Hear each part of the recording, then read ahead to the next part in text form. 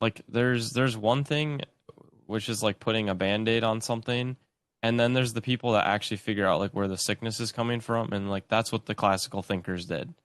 And if you can understand like concepts and theories like they did, and like learn where they were like getting their knowledge from, I mean, nothing that's going on is really gonna scare you. And like I was gonna like mention that of as to like why the IDH is beneficial is because it's kind of like everyone can just like relax, because like this is not something that anyone should really be that like surprised about.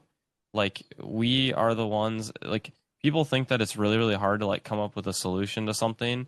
Like that's like putting a band-aid on something is the easy part. Figuring out how to apply like what we've already learned about people to the like super evolved situation, that's the hard part. And that's what we figured out how to do.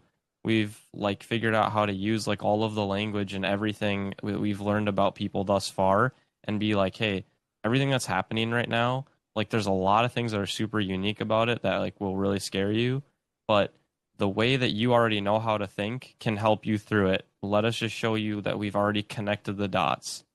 Like you don't need to panic. And like that's what I think that like the IDH does really well. But that's where we are. Your fellow citizens who support the other party aren't just wrong, they're heretics who have to be destroyed.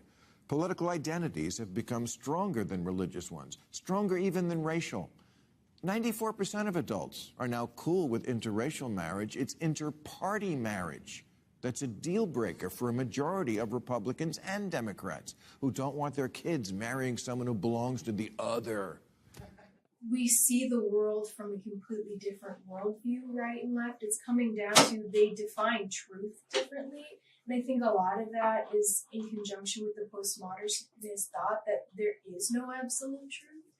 And I think that also can be related to what we've learned about the filter bubble, which is just perpetuating our idea that we can create our own truth in reality.